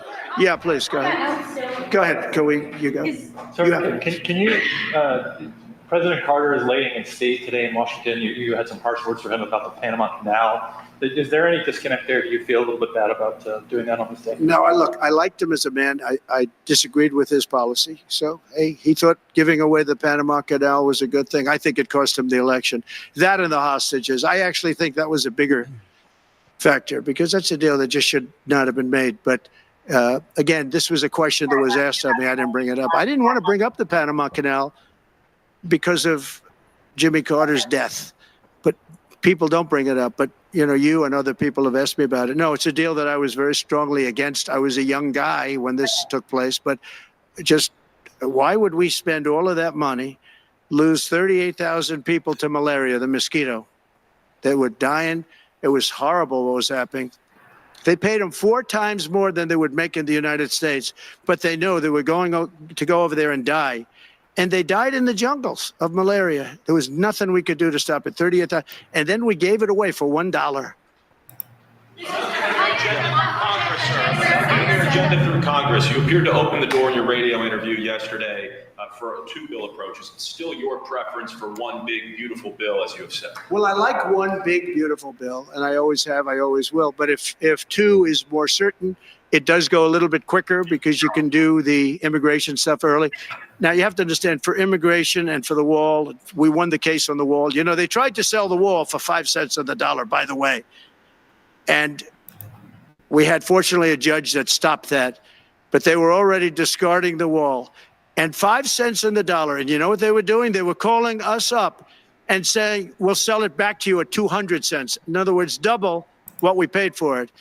So they were going to buy it from this guy for 5 cents on the dollar. They were making deals. Unfortunately, we had a very smart judge that stopped it cold. I think he called for an investigation too, and he should. But think of it. They were selling the wall that was exactly the wall that the Border Patrol wanted. That was designed by them. Steel, concrete, rebar, exactly as they want. Very, very heavy steel, very powerful steel, hard to cut.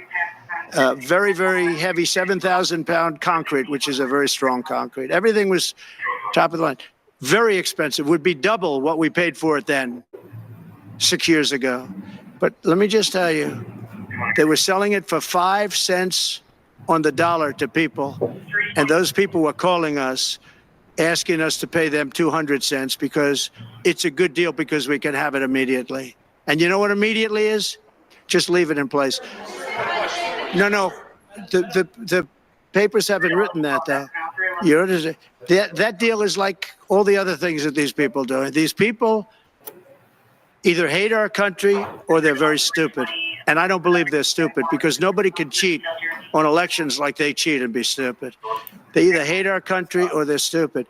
So remember what I said, because nobody wants to report it. They were selling the wall for 5 cents on the dollar and trying to resell it back to us for 200 cents or less, but for 200 cents on the dollar. That's a nice return. Meta announced that it will stop putting fact checks on the posts on its website. And Meta said that it will stop putting fact checks on its website and instead allow community. Well, I watched their news conference, and I thought it was a very good news conference. I think they've come a long way. Meta, Just showing up. I think they've come a long way. I watched it. The man was very impressive. I watched it on Fox. I'm not allowed to say that. Say it? Do you think he's directly responding to the threats that you have made to him in the past? Probably. Yeah, probably. The last time you were here, you were asked a question about the U.S. possibly launching a preemptive strike on Iran. You said you wouldn't answer that question. Who? Obviously, on Iran. The U.S. launching a preemptive strike on Iran's nuclear facilities. And I said, I don't talk about it. It's a military strategy. But it is a legitimate question. It's not really, because only a stupid person would answer it. Look, it's a military strategy, and I'm not answering your questions on military strategy. All right, one more. Brian, go ahead. Brian. Could you give us a preview of what you might be talking to leaders of Congress who expected to come here in the next couple of days? And you've got a very supportive Congress behind you. They're great. So we have a wonderful Republican Congress. We have a leader that I have a lot of confidence in. I think he's going to be hopefully a great leader, a great speaker. And we have a leader, by the way, in the Senate I think has been great. John Thune has been doing a fantastic job.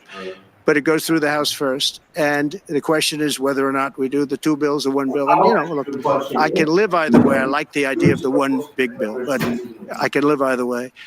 But they'll be coming down. The senators also will be coming down. And then ultimately we'll be meeting in the White House in a few weeks. But right now, this is the winter season. You know, they sort of call this the winter White House.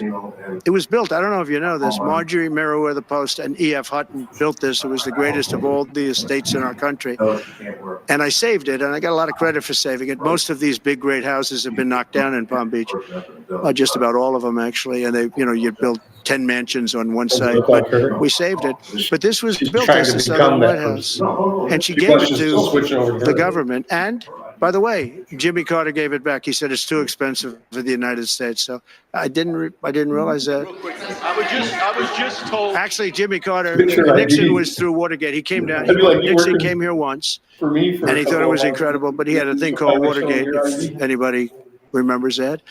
And so he had other things on his mind, to put it mildly. And Jimmy Carter felt that it was too extravagant for the country. So fortunately for me, he gave it back to the foundation, and I bought it from the foundation. Reconciliation. Some Republicans saying in trade for massive bill that you and they shared the interest in, they want to see big spending cuts. Do you agree with that? Well, I'm okay with spending cuts. I like spending cuts. Just I'm on the record for spending cuts. And the debt ceiling was given to us. It shouldn't have been, but it was put in our lap. And what I want in terms of debt ceiling isn't the ceiling. I just don't want to see a default. That's all I want. I never talked about spending more money necessarily than all I want to see is no default, because nobody knows what would happen if there was a default. It could be 1929 and it could be nothing. But that was put into our lap, and it shouldn't have been, but it was. And so we'll handle it. But debt ceiling is not about raising a lot of money. It's really just about extending it. I just want to see an extension. Sir, on immigration, how much can you do by executive order? Are you planning to do on executive order when it comes to immigration? And how much do you want Congress to tackle this issue? And also on day one, Well, I had the safest border in the history of our planning? country by far. You remember the famous chart that I brought down. I love that chart very much for a lot of reasons. But I have the safest border by far in the history of our country. And when I took it over, it was a mess. Nothing like it is now. This is 10 times worse. I got elected because of the border the first time. And I think I got elected largely because of the border the third time. And the second time I did equally well. Well, not as well as the last time, but I did very well. And I will say this was too big to rig. You know the expression? Too big to rig. They couldn't do it. They tried, but they couldn't do it. I didn't get very much from Congress at all. I just said that we're being invaded, and I took the money out of the military. Much of the wall, I built over 500 miles of wall. Much of that wall was built through money that I put into the military.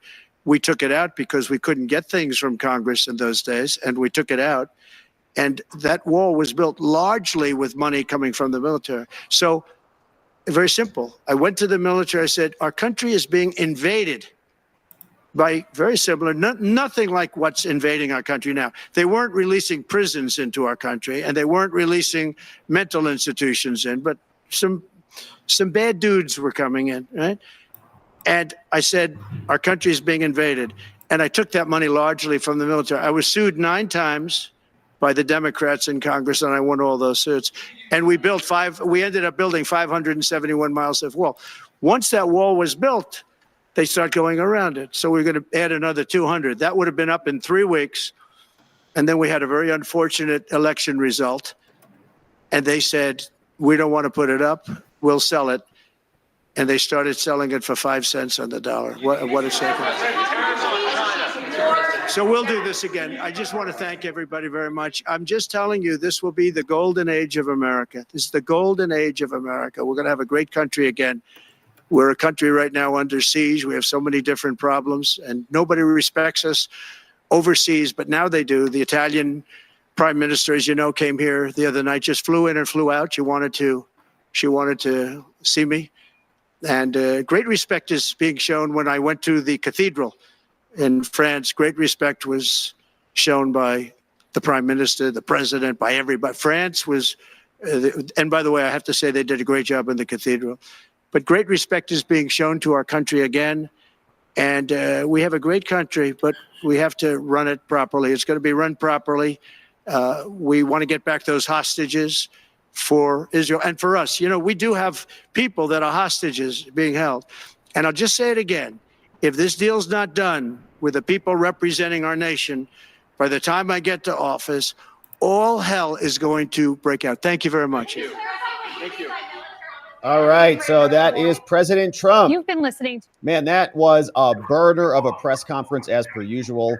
The president can do that all day long, and he crushed that one. I really enjoyed the portions there about January 6th, about the pipe bomber, about undercover feds out there, and there was a lot to unpack. So we're excited for what is happening. I think Trump is basically at the top of his game. He got the news on Judge Cannon on the fly. Of course, we're going to cover that later today.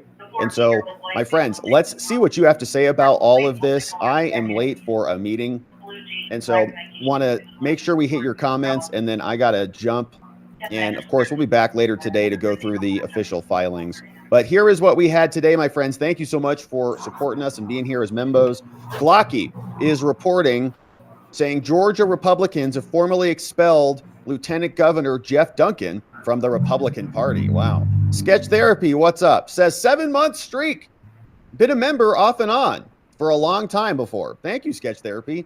Almost full term, almost full baby. Glad to have you here. Thanks for being a member. Love the 7 months. Hey, Tanya Karras is here. Happy Taco Tuesday, all. Beef stew in bread bowl. Oh man, I love bread bowls. Fried potatoes, chocolate pie. That sounds incredible. And beef stew in a bread bowl counts as a taco because it is a food containment vehicle, much like a taco is. I love bread bowls, and like bread bowls that, especially with the cheddar broccoli soup in there, delicious.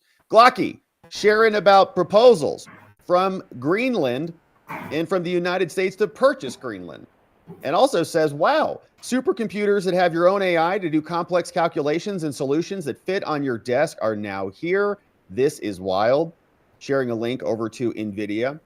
Fred Pedamonte says, the best book I've ever read is, quote, The Blood of Abraham by J.C. Sounds like a good read there, Fred Pedamonte. Thanks for the recommendation. Hey, Just Rhonda's on YouTube says, hey, Rob and Locals friends. Thanks for the great suggestions from yesterday. I was able to figure out how to use PayPal. Someone had suggested that PayPal has their own debit card. After only a few minutes of time, I was able to secure the card. And well, obviously, that works great. Thank you to my Locals friends. Amazing, Just Rhonda. Glad that you got that worked out. And I think one of the main reasons we're glad that it worked out is so that you can continue to become a member here. Thank you, Just Rhonda. We got Crash says, any Biden autobiography will be a monumental work of fiction filled with the rehash of his delusions of grandeur and without a word of reality. No, thank you for that one, says Crash. Glocky, the Washington Post lays off 4% of their staff, according to Axios. By Ollie, 6 months as a member, Hey guys, shouting out you just caught up. Colonel Douglas McGregor and Scott Ritter for war intel. Ollie, thanks for shouting them out. Thanks for being a member here for 6 months. You're amazing. We've got Glocky says, bruh, Frank is either on the booze again or just a moron. He comes off like he's complaining about this. Frank says, the bill would require detention of any undocumented migrant charged with theft or burglary.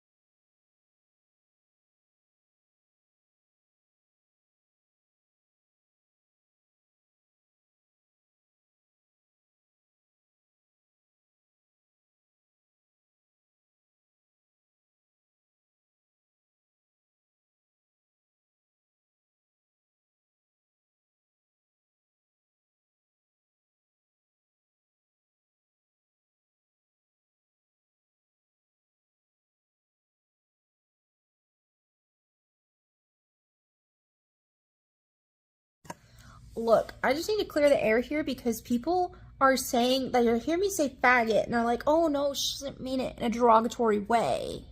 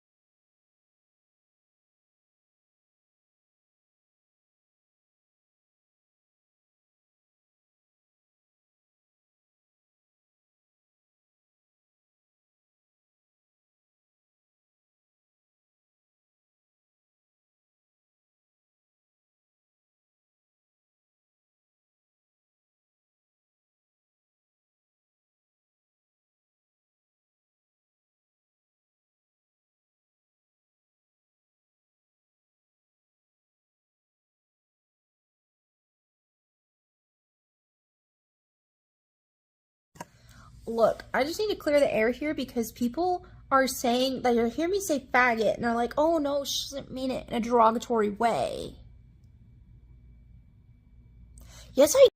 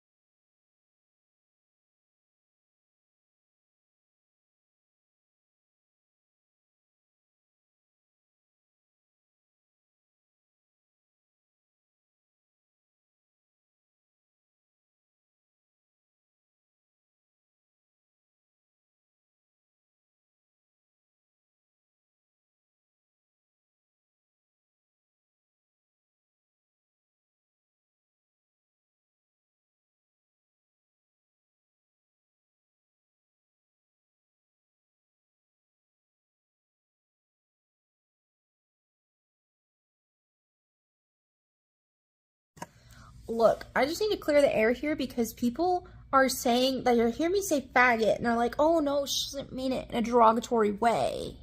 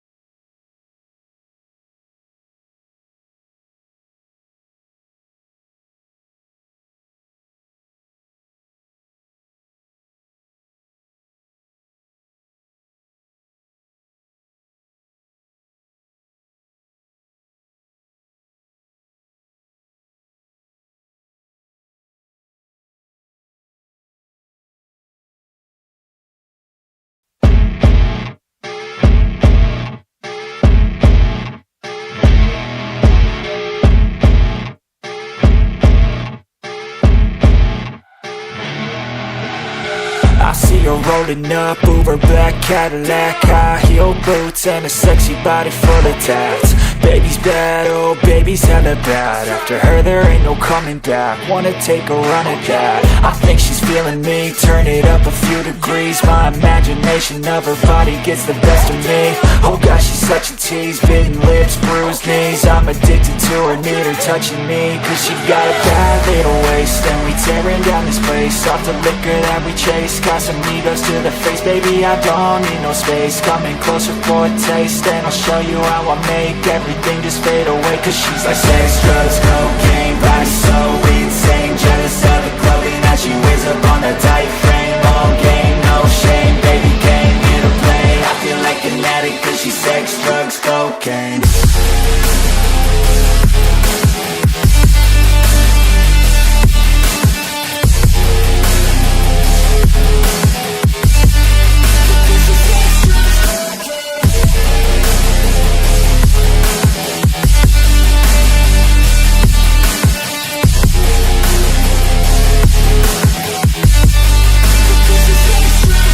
Got a fine little body and her mind's kinda naughty. They say that once you taste it, you cannot replace it. She could get you high, all the dopamine inside triggers fast once she's naked. Her body's a creation. They say the devil made her for his entertainment, but even he couldn't learn how to contain it. Her high heels make a damn good statement. There is no replacement, a body by Satan. Cause she got a bad little waist, and we tearing down this place. Off the liquor that we chase, got some egos to the face. Baby, I don't need no space. Coming closer for a taste, and I'll show you how I make everything just fade away. Cause she's like sex, drugs, cocaine,